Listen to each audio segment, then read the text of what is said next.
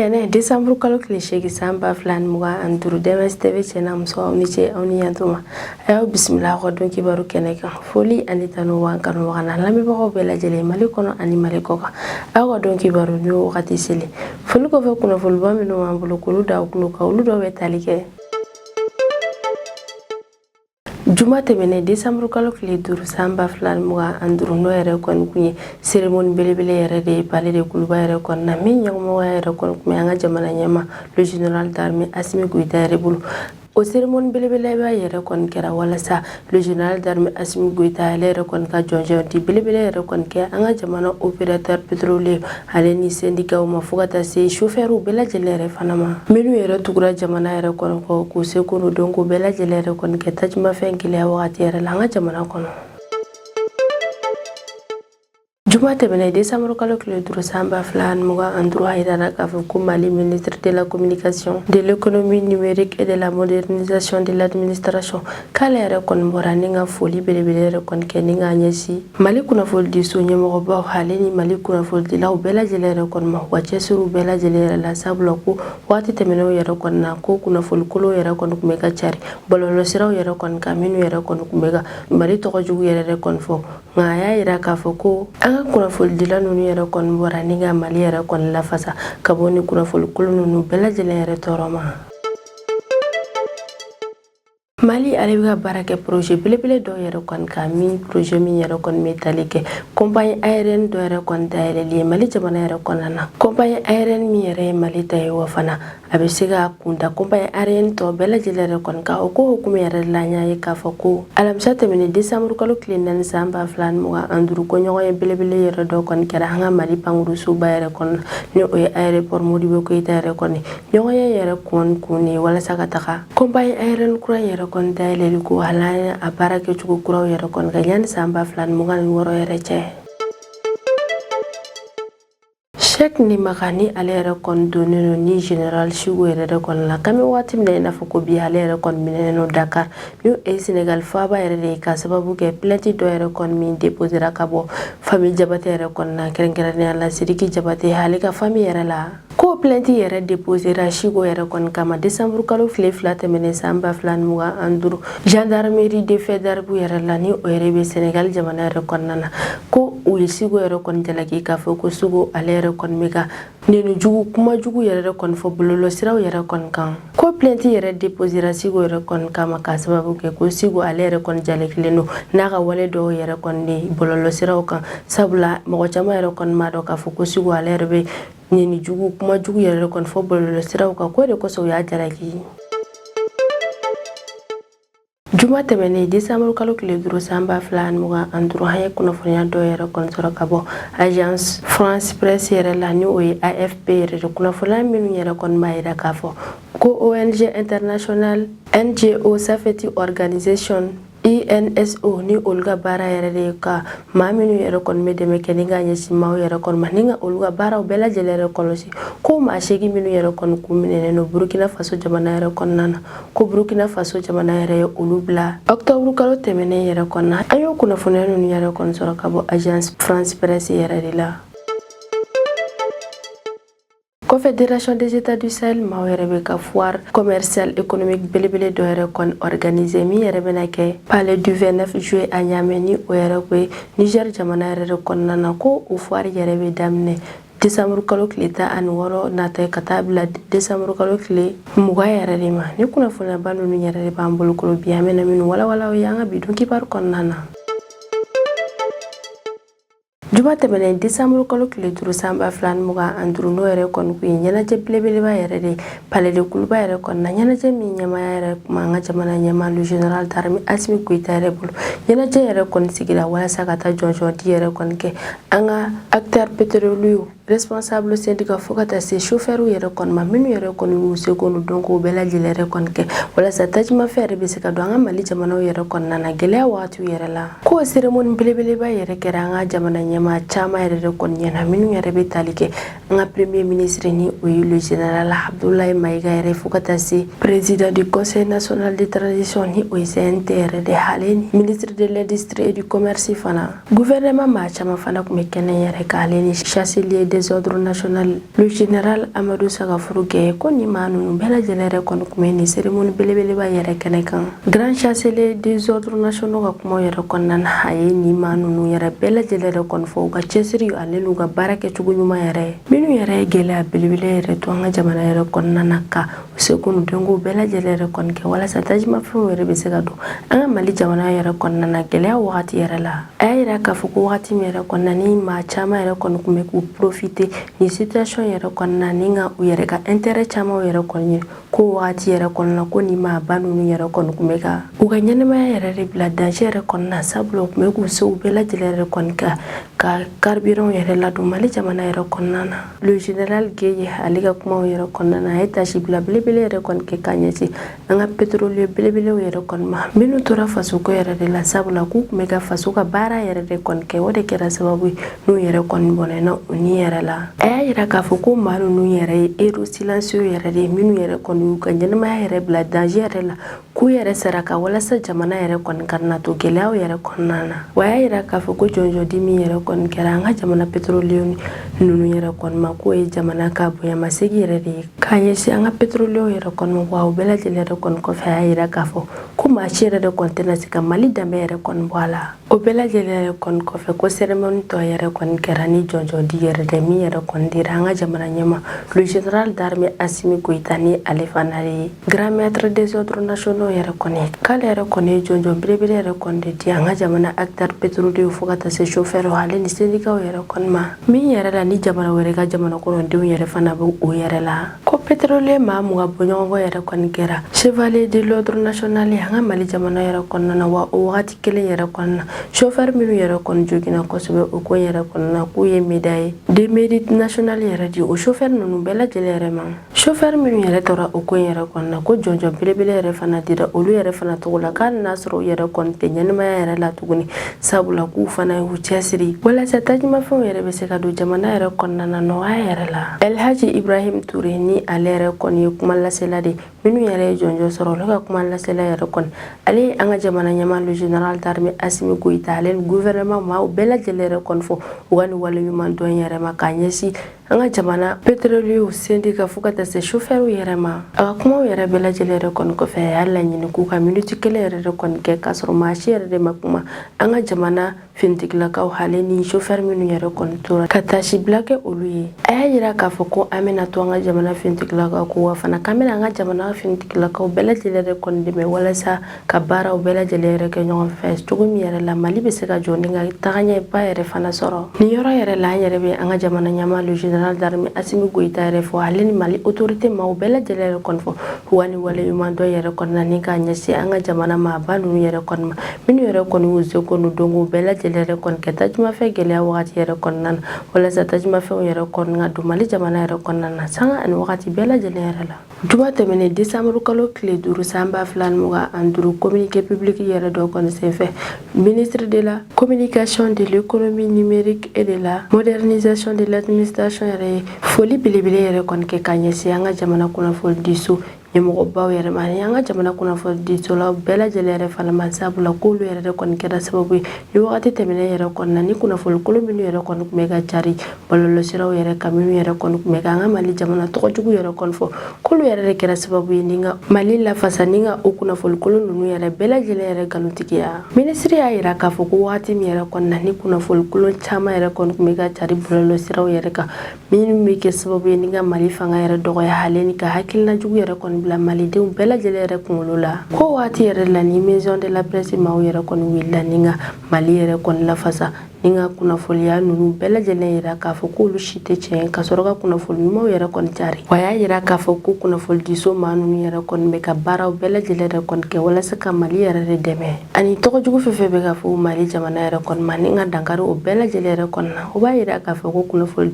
diso maa ninnu yɛrɛ kɔni bɛ ka Mali ka souveraineté yɛrɛ de lakana wa ministre ye Mali médiaw bɛɛ lajɛlen yɛrɛ kɔni fɔ minnu yɛrɛ bɛ baara kɛ kɛnɛ kan minnu yɛrɛ bɛ baara kɛ dugu yɛrɛ kɔni na a ye foli belebele kɛ ni ka ɲɛsin bɛɛ lajɛlen yɛrɛ kɔni ma sabula ko kuma caman olu yɛrɛ kɔni b'u ka ɲɛnɛmaya yɛrɛ de bila farati yɛrɛ la min ka kunnafoniya dɔw yɛrɛ kɔni cari. Minisiri ka kuncɛ kuma yɛrɛ kɔni na y'a yira k'a fɔ k'ale ka ministère yɛrɛ kɔni bɛ continuer ni ka baara kɛ maison de la presse yɛrɛ de kɔni nɔfɛ kumaja yɛrɛ fana kɔnɔna na walasa ka Mali ka nafasɔrɔ siraw bɛɛ lajɛlen yɛrɛ lakana ale ni ka kunnafoniya ɲumanw yɛrɛ de kɔni cari Mali jamanaw yɛrɛ kɔnɔna na cogo min yɛrɛ la malidenw yɛrɛ kɔni hakili yɛrɛ bɛ se ka sigi. A y'a yira ko kura k'ale yɛrɛ kɔni bɛ segin ka maison de la presse maaw bɛɛ lajɛlen yɛrɛ kɔni fo ka baaraw kɛcogo ɲumanw yɛrɛ kɔni na ni min yɛrɛ kɔni ka Mali yɛrɛ kɔni defa ka bɔ kunnafoniya kolow bɛɛ lajɛlen yɛrɛ kɔni tɔɔrɔ ma kunnafoniya minnu yɛrɛ kɔni bɔra jamana wɛrɛw yɛrɛ kɔnɔna na walima Mali jamanaw yɛrɛ kɔnɔna na ko b'a yira k'a fɔ ko maison de la presse yɛrɛ bɛ Mali jamana yɛrɛ kɔnɔna na ni ka baara yɛrɛ kɛ Mali jamana ye.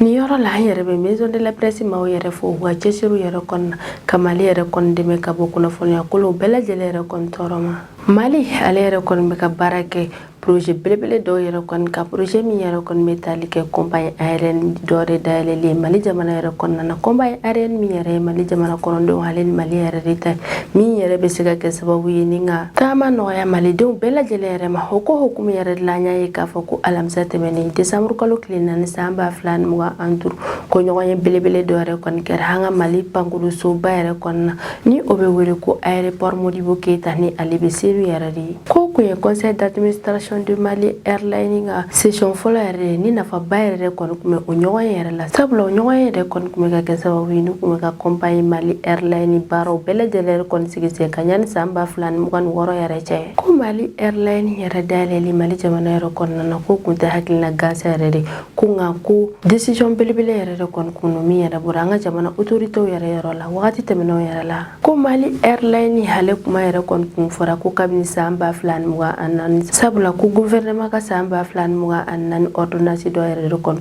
kɔnɔna na ni Mali Airline yɛrɛ kɔni kun dayɛlɛli kuma kun fɔra compagnie Airline yɛrɛ sigili Mali jamana yɛrɛ kɔnɔna na o laɲini walasa Mali k'a ka sanfɛla tigiya ta ale ni k'a ka compagnie sigi a yɛrɛ tɔgɔ la walasa Mali jamana kɔnɔdenw yɛrɛ kɔni bɛ se ka u ka voyage bɛɛ lajɛlen yɛrɛ kɔni kɛ ni Mali pankulu min yɛrɛ kɔni bɛ ni Mali drapeau yɛrɛ kɔni de bɛ o pankulu yɛrɛ sanfɛ responsable belebele minnu kun bɛ o ɲɔgɔn ye kɛyɔrɔ yɛrɛ kɔni na olu ye décision ba dɔw yɛrɛ kɔni ta décision kun fɔlɔ minnu yɛrɛ bɛ tali kɛ ka direction kuraw sigi ale ni ka contrôleur des finances dɔw yɛrɛ fana sigi baara kun fɔlɔ yɛrɛ bɛ daminɛ waati min yɛrɛ kɔnɔna ni olu baaraw yɛrɛ bɛɛ lajɛlen yɛrɛ valide hali ka labɛn dɔw yɛrɛ kɔni kɛ walasa pankulu dɔw yɛrɛ kɔni bɛ se ka wuli yanni san 2026 cɛ ko sanu bɛɛ lajɛlen yɛrɛ kɔni ka kɛ ko wale dɔw yɛrɛ kɔni ka kɛ wale kun fɔlɔ yɛrɛ kɔni de ye fo ko ka pankulu dɔw yɛrɛ kɔni ta ale ni ka maa dɔw yɛrɛ kɔni former minnu yɛrɛ bɛna kɛ o pankulu bɔlaw ye ale ni pankulu baarakɛlaw yɛrɛ fo ka taa se ka sugantili yɛrɛ kɔni kɛ pankulu fɔlɔw yɛrɛ kɔni bɛ taga jigin jamana minnu yɛrɛ kɔnɔna na ni ka o jamanaw yɛrɛ ladon ale ni ka partenariat kuraw yɛrɛ fana ɲini kɛrɛnkɛrɛnnenya la partenariat technique yɛrɛ directeur général le colonel major Lassina Togolani ale yɛrɛ de ye conseil d'administration ɲɛmaa yɛrɛ ye ale y'a yira k'a fɔ ko Mali Airline yɛrɛ kɔni tɛ projet bilen ko nka ko tiɲɛ de don min bɛ sen nka ko b'a yira k'a fɔ ko Mali Airline ale baaraw yɛrɛ kɔni bɛ sen na wa fana k'a baaraw bɛɛ lajɛlen yɛrɛ kɔni bɛ na ban yanni san 2026 yɛrɛ cɛ wa y'a yira k'a fɔ ko ala tɛmɛ kosɛbɛ ko Mali ale drapeau fana bɛna pan sankolo yɛrɛ kɔnɔna i n'a fɔ jamana caman fana drapeau yɛrɛ bɛ pan cogo min yɛrɛ fana la directeur général min kan ka sigi compagnie Mali Airline yɛrɛ kɔnɔna a yirara k'a fɔ k'ale yɛrɛ kɔni kun sigira kabili mai kalo san 2025 ale tɔgɔ yɛrɛ de ye ko Aristide de Bala Moro Sidibe ale y'a yira k'a fɔ ko vol fɔlɔ yɛrɛ bɛ wuli ka bɔ Mali jamana yɛrɛ kɔnɔna na don min yɛrɛ kɔnɔna ko don ninnu yɛrɛ kɔni bɛna cari k'a la tɛmɛ kosɛbɛ wa y'a yira k'a fɔ ko baaraw bɛɛ lajɛlen yɛrɛ kɔni bilala sen kan ka ban ko Mali Airline yɛrɛ kɔni kan ka kɛ sababu ye walasa Mali ale yɛrɛ kɔni ka gulo a yɛrɛ de la Mali aéroport maaw ni o ye ADM yɛrɛ ye olu ye hakilinajigi kɛ ni laɲini fila yɛrɛ de ye laɲini fɔlɔ yɛrɛ de ye k'a fɔ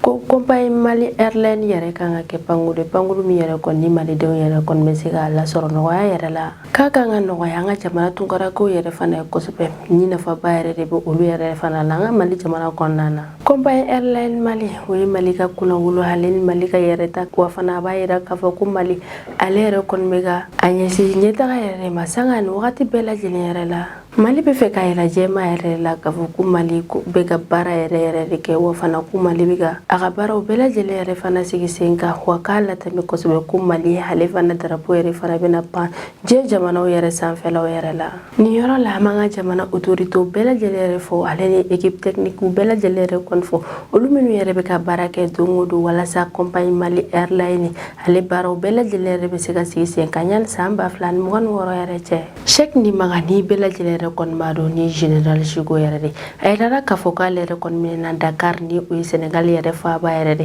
k'a sababu kɛ Sidiki Jabate ale dɔgɔnin ka plainte yɛrɛ kɔni kɔfɛ min yɛrɛ kɔni kɛra ka ɲɛsin Chico yɛrɛ kɔni ma o plainte yɛrɛ déposera Sidiki Jabate dɔgɔnin yɛrɛ fɛ décembre kalo tile 2 tɛmɛnen san 2025 gendarmerie de Faidherbe yɛrɛ la ni o bɛ Sénégal jamana yɛrɛ kɔnɔna na o kɛmɛ ka Chico yɛrɛ kɔni jalaki k'a d'a kan ko Chico k'ale yɛrɛ kɔni bɛ to ka nɛni jugu ni kuma jugu yɛrɛ kɔni fɔ bɔlɔlɔsiraw yɛrɛ kan Jabatelakaw ka famille ka avocat ka kɔrɔfɔ la ale a yira k'a fɔ ko nin wale yɛrɛ kɔni ko kabini san 2017 yɛrɛ kɔni ko Chico k'ale yɛrɛ kɔni bɛ ka nin kɛ wa fana k'a m'a dabila ko wagati bɛɛ k'a kɔni bɛ ka to ka segin a kan an bɛ wagati min na i n'a fɔ ko bi Chico ale yɛrɛ kɔni minɛ bɛ Dakar ni o yɛrɛ kɔni Sénégal faaba yɛrɛ de nka an yɛrɛ kɔni t'a dɔn n'a sɔrɔ ni o y'a bila mandat de dépôt yɛrɛ la walima n'u y'a bila min yɛrɛ kɔni na nka don n'a nataw yɛrɛ kɔni la n'a ye kunnafoniya minnu yɛrɛ sɔrɔ o ko yɛrɛ kɔni k'a bɛna ɲini ka na olu walawala o ye sisan an bɛ tɛmɛ ni an ka jamana ko kan kibaruyaw ye Confédération des États du Sahel ma o bɛ ka foire économique et commerciale belebele dɔ yɛrɛ kɔni organisé palais de 29 juillet a Niamey ni o yɛrɛ bɛ Niger faaba yɛrɛ de la o foire belebele yɛrɛ bɛna daminɛ décembre kalo tile 16 ka taga bila décembre kalo tile 20 san 2025 yɛrɛ la ko foire belebele yɛrɛ ɲɛmaaya bɛ Niger jamana ɲɛmaa le général d'armée Abdraman Chani yɛrɛ de bolo wa fana a denfaya yɛrɛ kɔni t'an bɛ ni k'a di u ka jamana premier ministre ale ni u ka ministre de l'économie yɛrɛ ma ni o tɔgɔ de ye ko Ali Mahaman Lamine Zain ko foire belebeleba ye kun ye walasa ka État du Sahel jamana saba ni o ye Mali Niger Burkina Faso olu ka sɔrɔ ko yɛrɛ bɛɛ lajɛlen yɛrɛ de don ɲɔgɔn na wa fana ko a jamana saba ninnu yɛrɛ ka produit yɛrɛ cari walasa a bɛ se ka taga wa région yɛrɛ bɛɛ lajɛlen yɛrɛ la ani fana ka kumaɲɔgɔnya yɛrɛ fana tɛmɛ u ka entrepreneur investisseur fo ka taa se jamana kɔnɔdenw yɛrɛ fana ma ka kumaɲɔgɔnya yɛrɛ tɛmɛ olu bɛɛ lajɛlen ni ɲɔgɔn cɛ ko ni tile 5 foire yɛrɛ kɔnɔna na ko jamana saba ninnu yɛrɛ kɔni jamana kɔnɔdenw bɛɛ lajɛlen yɛrɛ bɛ taa n'u ka produit yɛrɛ kɔni ye ni ka taga olu bɛɛ lajɛlen yɛrɛ fana yira wa fana kɔɲɔkɔɲɔ belebele dɔw fana bɛ k'o yɔrɔ ninnu yɛrɛ la entrepreneur ni ɲɔgɔn cɛ ko partenaires yɛrɛ fana bɛ k'o yɔrɔ yɛrɛ la ni o de ye ka ɲininkali yɛrɛ kɔni kɛ maa dɔw yɛrɛ la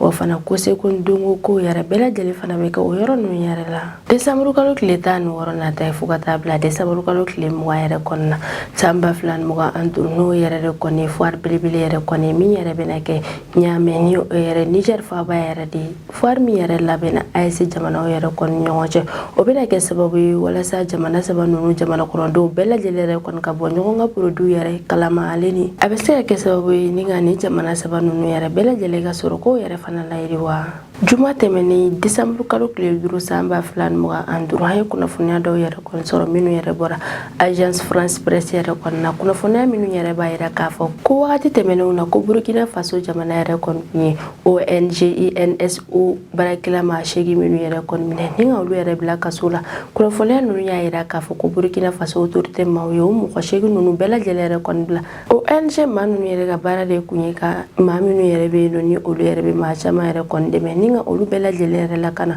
o fana Burkina Faso jamana yɛrɛ kɔni kɛmɛ ka o ONG maa ninnu yɛrɛ kɔni jalaki k'a fɔ ko o mɔgɔ 8 ninnu kɔni minɛna espionnage sababu yɛrɛ de la maa minnu yɛrɛ kɔni bila la ko Europe jamana kɔnɔden saba yɛrɛ de bɛ o maa ninnu yɛrɛ la min yɛrɛ la France b'o la Tchad b'a la ale ni Franco Sénégalais dɔ yɛrɛ fana b'a la ko ni Afrique jamana kɔnɔdenw dɔw yɛrɛ tun bɛ ka baara kɛ ɲɔgɔn fɛ min yɛrɛ la ni Burkina Faso jamana kɔnɔden yɛrɛ fana b'a la ale ni Mali jamana kɔnɔden dɔ fana Burkina Faso jamana yɛrɛ kɔni kun ye INSO o ONG maa ninnu yɛrɛ ka baaraw bɛɛ lajɛlen yɛrɛ kɔni jɔ Burkina Faso jamana yɛrɛ kɔnɔna na juillet kalo tɛmɛnen yɛrɛ la k'a sababu kɛ Burkina Faso jamana yɛrɛ kɔni kun ye ONG manu yɛrɛ kɔni jalaki k'a fɔ k'u bɛ ka Burkina Faso kunnafoniya gɛlɛ dɔ yɛrɛ de kɔni fara ɲɔgɔn kan k'a sɔrɔ Burkina Faso yɛrɛ ma yamaruya fosi yɛrɛ de di ni manu yɛrɛ ma ko de kɛra sababu ye ni Burkina Faso ale yɛrɛ kɔni y'u ka cakɛda yɛrɛ kɔni jatugu wagati kuntagalajan yɛrɛ de kɔnɔna na ko dɔgɔkun yɛrɛ kɔni kɔfɛ k'u ka sɔrɔ ka ONG maa dɔ yɛrɛ kɔni minɛ